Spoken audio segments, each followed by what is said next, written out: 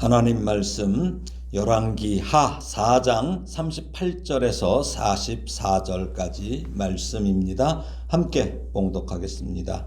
엘리사가 다시 길갈에 이르니 그 땅에 흉년이 들었는데 선지자의 제자들이 엘리사의 앞에 앉은지라. 엘리사가 자기 사환에게 이르되 큰 솥을 걸고 선지자의 제자들을 위하여 국을 끓이라 하매 한 사람이 채소를 캐러 들에 나가 들포도 덩굴을 만나 그것에서 들호박을 따서 옷자락에 채워가지고 돌아와 썰어 국 끓이는 솥에 넣되 그들은 무엇인지 알지 못한지라. 이에 퍼다가 무리에게 주어 먹게 하였더니 무리가 국을 먹다가 그들이 외쳐 이르되 하나님의 사람이여 솥에 죽음의 독이 있나이다 하고 능히 먹지 못하는지라. 엘리사가 이르되 그러면 가루를 가져오라 하여 솥에 던지고 이르되 퍼다가 무리에게 주어 먹게 하라 하매 이에 솥 가운데 독이 없어지니라. 한 사람이 바알 살리사에서부터 와서 처음 만든 떡 곧 보리떡 20개와 또 자루에 담은 채소를 하나님의 사람에게 드린지라. 그가 이르되 무리에게 주어 먹게 하라. 그 사환이 이르되 내가 어찌 이것을 100명에게 주겠나이까 하나 엘리사는 또 이르되 무리에게 주어 먹게 하라. 여호와의 말씀이 그들이 먹고 남으리라 하셨느니라. 그가 그들 앞에 주었더니 여호와께서 말씀하신 대로 먹고 남았더라. 아멘. 네, 열왕기 하 4장에는 하나님의 사람 엘리사가 행한 5가지의 이적이 기록되어 있어요. 첫째는 가난한 그 과부, 선지자 그 학교 그 제자가 갑자기 죽었지요. 그래서 그 아내인 그 과부에게 기름을 제공해서 두 아들의 종살이를 면케하고 경제적인 도움을 준 이적이에요. 그리고 두 번째는 자식이 없는 수냄 여인에게 아들을 갖게 하는 이적이며 세 번째 이적은 그 아들이 죽었죠. 근데 다시 살린 이적입니다. 넷째는 이제 다섯째가 바로 오늘 본문에 기록된 독성 있는 열매로 끓인 국을 해독하는 이적과 부족한 음식으로 100명을 먹이는 이적에 대한 기록입니다.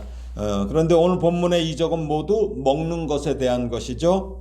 그래서 자칫 이 2가지 이적에서 하나님께서는 우리의 육적인 필요를 항상 넉넉히 공급하신다는 것으로 이렇게 간단하게 정리를 해서는 안 된다는 것입니다.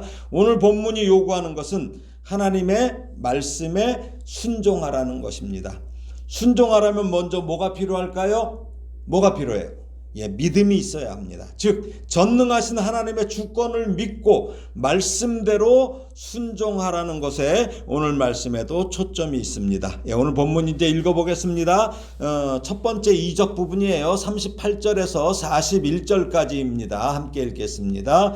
엘리사가 다시 길갈에 이르니 그 땅에 흉년이 들었는데 선지자의 제자들이 엘리사의 앞에 앉은지라. 엘리사가 자기 사환에게 이르되 큰 솥을 걸고 선지자의 제자들을 위하여 국을 끓이라 하매 한 사람이 채소를 캐러 들에 나가 들포도 덩굴을 만나 그것에서 들호박을 따서 옷자락에 채워가지고 돌아와 썰어 국 끓이는 솥에 넣되 그들은 무엇인지 알지 못한지라. 이에 퍼다가 무리에게 주어 먹게 하였더니 무리가 국을 먹다가 그들이 외쳐 이르되 하나님의 사람이여 솥에 죽음의 독이 있나이다 하고 능히 먹지 못하는지라. 엘리사가 이르되 그러면 가루를 가져오라 하여 솥에 던지고 이르되 퍼다가 무리에게 주어 먹게 하라 하매 이에 솥 가운데 독이 없어지니라.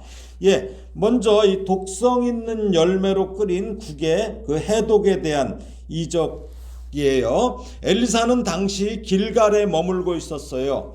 엘리사의 스승이었던 엘리야가 길갈과 베델과 여리고의 선지학교를 세웠는데 엘리사는 그 중에 한 곳인 이곳 길갈에서 이제 하나님의 말씀을 제자들에게 가르치기 위함인 것 같아요. 그리고 한편 또 지금이 한참 흉년이 들어있기 때문에 다녀봐야 되겠지요.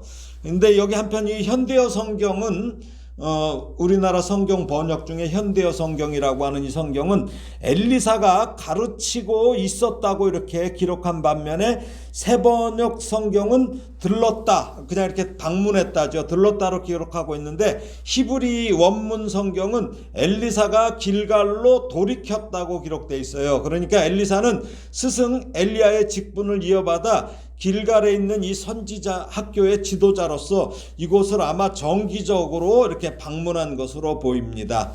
이 북이스라엘이 어떤 땅이에요? 하나님을 대적하는 오므리 왕조가 지금 통치하고 있죠. 그렇게 통치하고 있음에도 불구하고 이에 동조하지 않고 오직 여호와 신앙을 따랐던 남은 자들이 지금 여전히 있어서 이 선지 학교에서 이렇게 배움을 계속 유지하고 있었던 것입니다. 그런데 그곳에 흉년이 들었어요. 흉년이 들면 모두가 궁핍해지기 마련이죠. 하물며 이 외진 곳에 기숙하면서 이렇게 지내는 선지학교의 제자들의 형편은 어떻겠습니까? 안 봐도 너무나 비참하겠죠. 넉넉하지 않죠. 정말 녹록하지도 않고요. 오므리 왕조가 우상을 섬기는 동안에 그 땅에 사망과 기근이 어떤 일상적인 삶에까지 침투한 것이에요. 이 북이스라엘에. 하나님께서는 이스라엘 백성에게 어떤 땅을 주셨어요?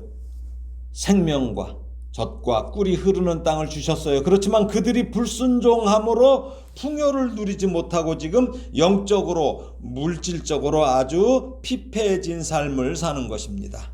이런 상황에서 여호와 신앙을 지키는 여기 남은 자들, 선지학교 학생들이나 이런 남은 자들도 괜찮아요? 아니에요. 동일한 고통을 겪어요. 바로 이런 동일한 고통을 겪는 이때에 엘리사가 길갈의 선지학교를 방문한 것인데 제자들이 엘리사 앞에 모였습니다.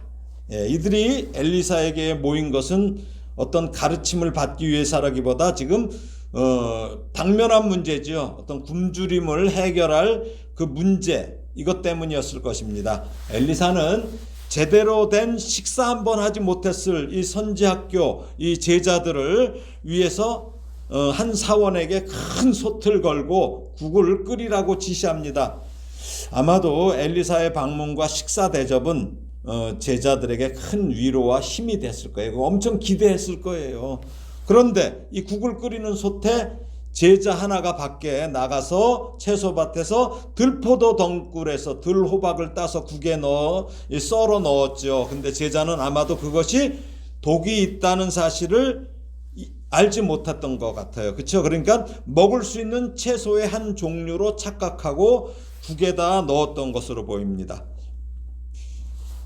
여기 들포도 덩굴, 영어로는 wild vine이라고 써요. 그러니까 와일드, 야생이라는 거죠. 그래서 열매인 들호박을 살펴보면 여기 들자가 붙은 것은 야생, 와일드라는 의미예요. 그러니까 보통 우리나라에서는 들자 안 붙이죠. 원래는 뭘 붙여요? 개를 붙이죠. 개.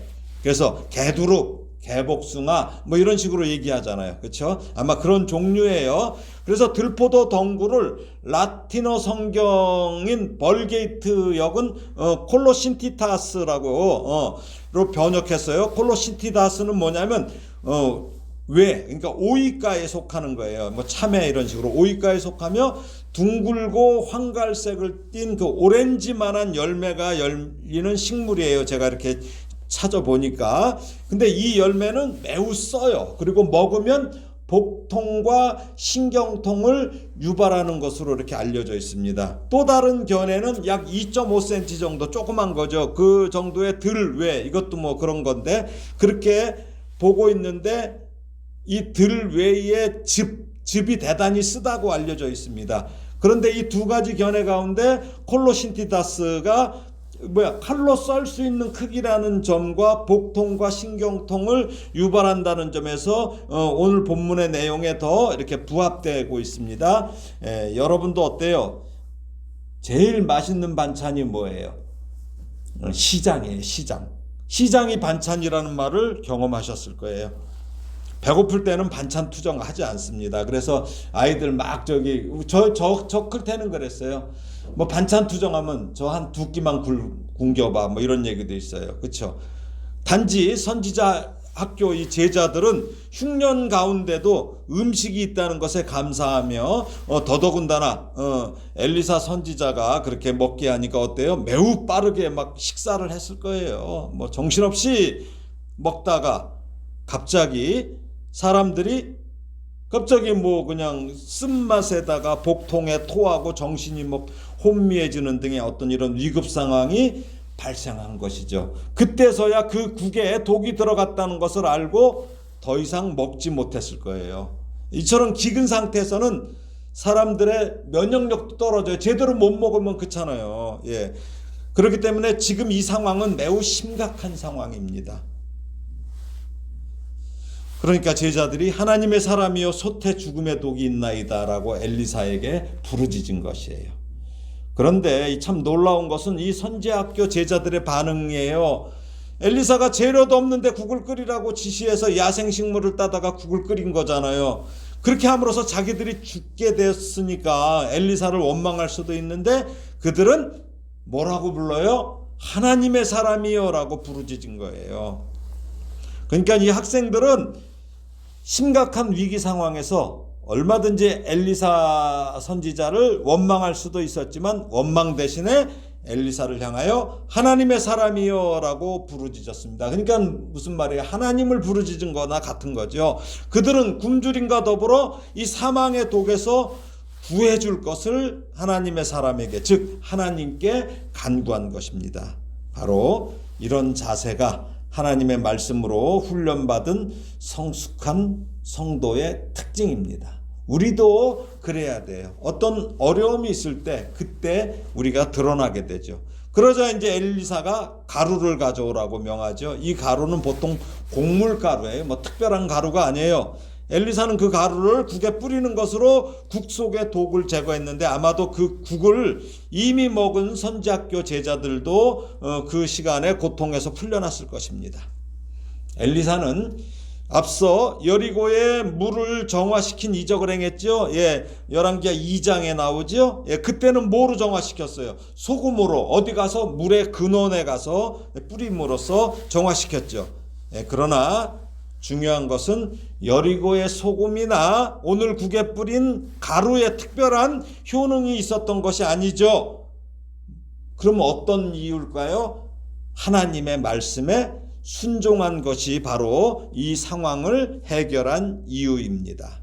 출애굽기 15장을 보면은 출애굽 이후에 물이 없어서 방황을 해요. 이스라엘 백성들이. 그렇죠? 그러다가 마라라고 하는 곳에 이르러, 마라가 무슨 말이야? 쓰다는 말이죠. 예. 마라라고 하는 곳에 이르러서 그곳에 물이 써서 마실 수 없었을 때 당시 이스라엘 백성들은 그 출애굽의 그 역사를 경험했잖아요. 바로가 10가지 재앙을 내린 후에야 나오는데 자기네들은 피해가 없었잖아요.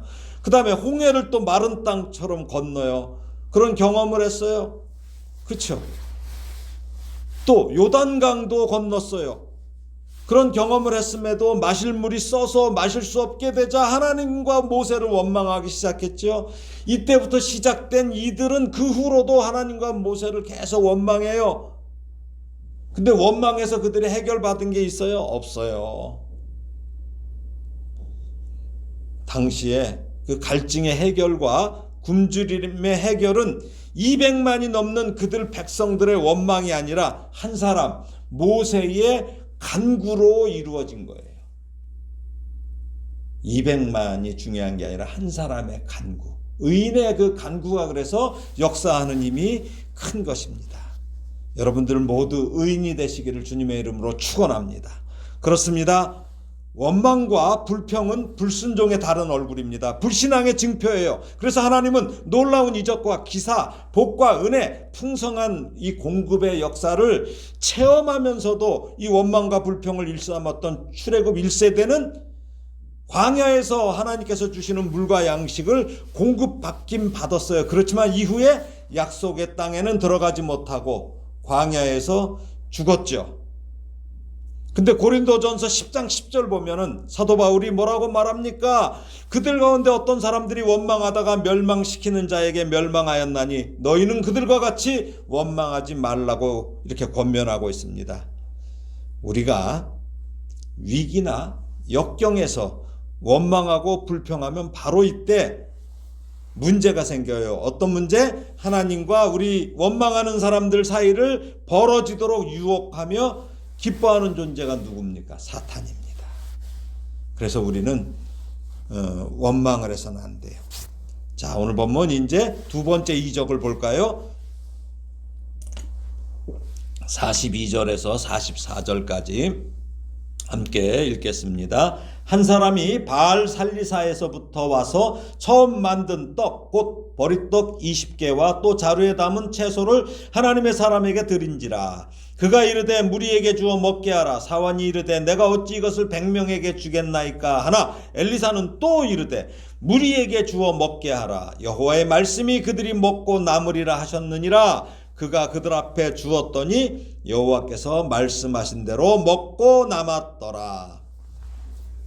한 사람, 어떤 사람이 이름은 기록되어 있지 않아요? 바알 살리사에서 처음 수확해서 만든 보리떡 20개와 볶은 야채를 하나님의 사람 엘리사에게 가져온 거예요. 여기 바알 살리사는 에브라임 지파에 속한 곳이에요. 원래 살리사 평지, 사무엘상 9장 4절에 보면 나와요. 그래서 원래는 살리사라고 불렀는데 여기에 왜 이름이 바뀌었을까요? 이곳에 바알 신상이 세워진 거예요. 그래서 세워진 후에 바알 살리사로 부르는 곳이에요. 그러므로 우상 숭배의 지역이라는 얘기예요.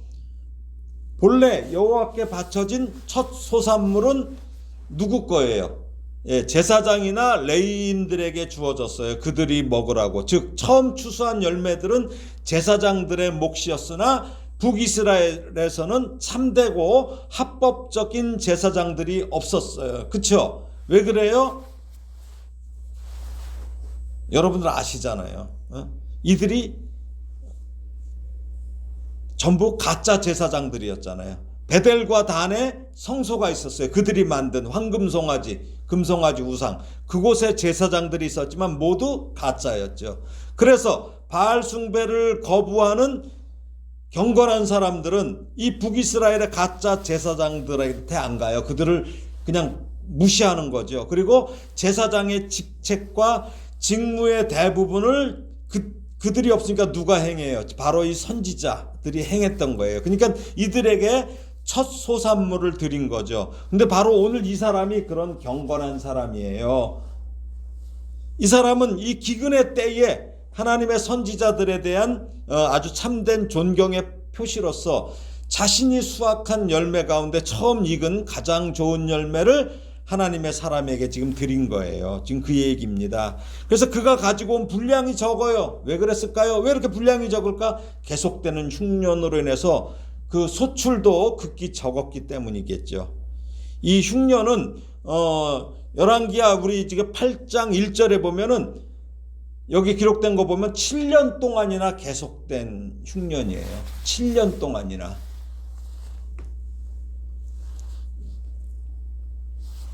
길갈과 이 바알 살리사에서 이 사람만 농사를 짓지는 않았을 거예요. 그렇죠? 많은 사람이 농사 지었을 텐데 그들은 비록 흉년은 들었어도 그래도 그들도 추수는 했을 거예요.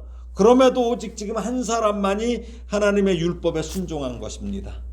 그래서 오늘 본문이 이 사건을 소개하는 것은 단순히 엘리사의 이적만을 이렇게 기록하기 위함이 아니에요. 극심한 흉년에도 영적 기근의 장소인 바로 이곳 바알 살리사에서도 첫 소산을 하나님의 선지 학교에 바친 농부의 이 신실한 신앙을 전하라는 목적도 있는 것입니다. 즉 죄악이 관영하고 극심한 생활고로 인해 사람들 모두가 이럴 때는 어떻게 돼요?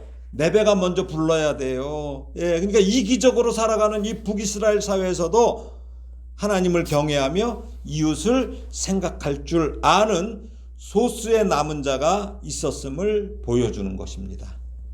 비록 이 사람 이름은 기록되지 않았어요. 그렇다 할지라도 이 농부의 신앙만큼은 지금도 우리에게 전해지고 있는 것입니다. 얼마나 아름답게 빛나고 있습니까?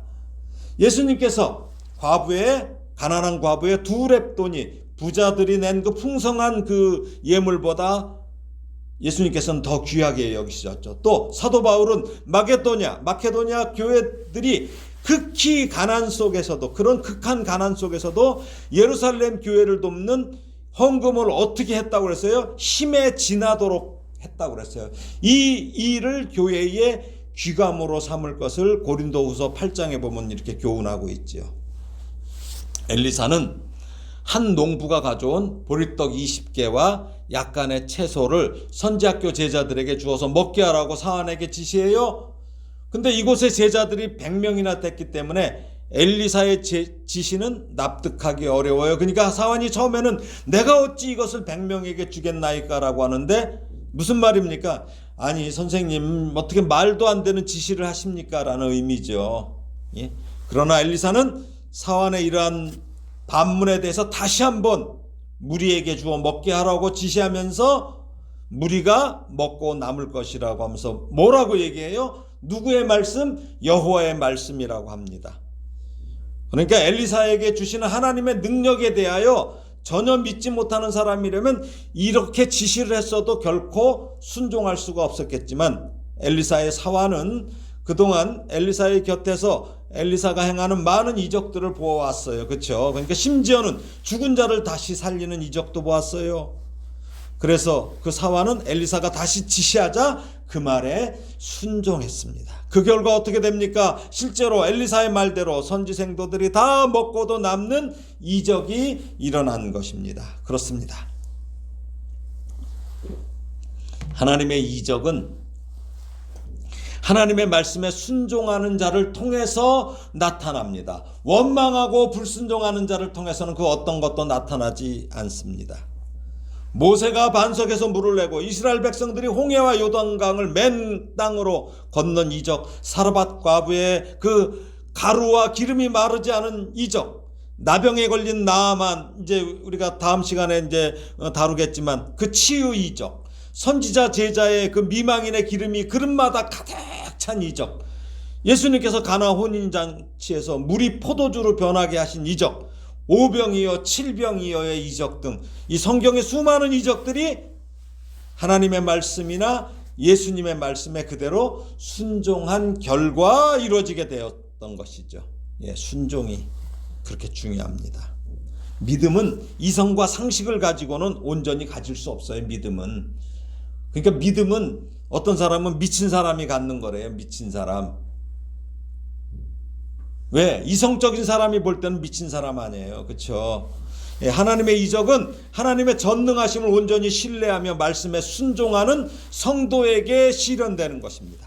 하나님의 말씀을 자기의 경험과 논리로 제한하면서 말씀에 순종하기보다 그것을 일일이 따지려는 자를 통해서는 이적이 일어날 수는 없는 것입니다. 말씀을 정리합니다. 엘리사에게는 물질도 없었어요. 또 후원자도 없었어요. 그럼에도 엘리사는 길갈의 100명의 제자를 베델과 여리고에 있는 수많은 선지학교 제자들의 의식주를 해결하는 것은 어마어마한 비용이 드는 일이었어요. 그러나 이 모든 문제를 하나님께 간구해서 공급받아요. 그래서 선지생도들을 양육했습니다. 그렇습니다. 환경이 문제가 아닙니다. 분명 우리나라가 지금 어때요? 경제 환경이 좋아졌어요. 그런데 사람들의 영적 기근은 더욱 심각하게 나타나고 있어요. 이게 지금 몇 년째 기근인지 모르겠어요. 심지어 교회에도 이런 현상이 나타나고 있습니다. 물질로 편안함은 가졌지만 평안을 잃어버렸습니다. 시편 23편 1절 여호와는 나의 목자시니 내게 부족함이 없으리로다 하고 이렇게 고백하십니까? 여호와 하나님 외에 혹시 다른 목자에게 푸른 초장과 쉴만한 물가를 찾는 것은 아니십니까? 여호와는 나의 목자라는 것은 여호와 한 분만이 나의 목자라는 거예요. 그러니까 여호와 한 분만이 나의 목자가 되어야 합니다. 양은 풀을 찾는 것이 아니에요. 양은 목자가 찾아준 풀을 먹고 물을 마시는 것이에요. 풀은 목자이신 하나님이 찾아주십니다. 오직 하나님을 의뢰하고 그 나라와 그의 의를 구하는 성도가 이 환경, 조건과 관계없이 부족함이 없는 삶을 누릴 수 있는 것입니다. 그리고 엘리사처럼 위대한 일도 행할 수 있는 것입니다. 그러므로 우리에게 주신 이 기도의 특권을 활용해야 돼요. 기도의 특권이에요, 이거는. 그래서 이 기도의 특권을 활용할 때 우리는 영적 기근에서 벗어날 수 있습니다. 늘 말씀에 순종하면서 필요 이상의 것을 탐하지 말고 알 수 없는 내일을 또 염려하지 않으며 선한 목자이신, 나의 목자이신 여호와 하나님만을 신뢰하는 복된 성도가 되기를 예수님의 이름으로 축원합니다. 아멘.